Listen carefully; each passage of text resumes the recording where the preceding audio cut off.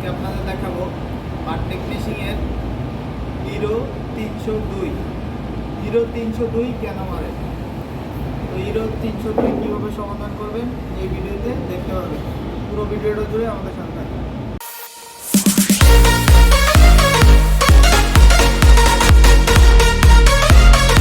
এটা হইতেছে আমাদের জোজি মেশিন, মডেল হইতেছে ZJ9000DSS 3/04। আমাদের যে ঝুঁকি মেশিন আছে এগুলার প্রত্যেকটার মাইক্রো সুইচ আছে। তো মাইক্রো সুইচ আমরা জানি মূলত মাইক্রো সুইচের জন্য 302 মারে, কিন্তু আমাদের এই জুজি মেশিনে অটো সেন্সরের মাধ্যমে 302 সমাধান করা লাগে। দেখেন আমার এই মনিটর দিকে খেয়াল করেন, এখন আমার একটা প্যাটার্ন আছে, তো আমি মেশিনটা রেডি করলাম। এখন মেশিন রেডি করার পরে আমার যে মেশিনটা আছে আমি দেখেন কাজ করার পরে কিন্তু আমার মনিটরে 302 চলে আসছে। তো আপনাদের একটু এই জায়গায় খেয়াল করেন, আমাদের যে ঝুঁকি মেশিনগুলো আছে এখানে সেন্সর আছে, মাইক্রো সুইচ আছে। তো আমাদের এটা সম্পূর্ণ সেন্সর সিস্টেম, আমাদের এখানে মাইক্রো সুইচ নাই। এখন অনেক সময় মেশিন কাজ করার পরে কাজ করতে হয়, তো সেই ক্ষেত্রে আপনারা কিভাবে কাজ করবেন,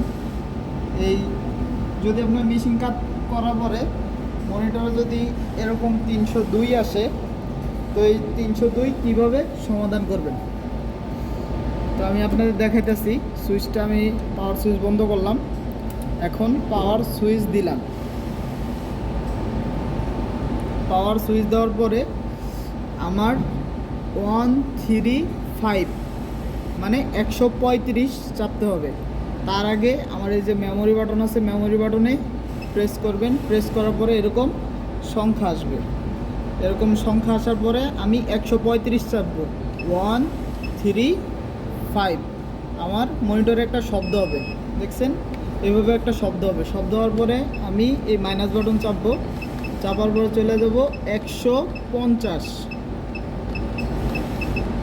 দেখেন এই যে আমি 150-এ চলে আসছি। তো 150-এ আমার 0 আছে, এখানে আমি 1 করে দিলাম।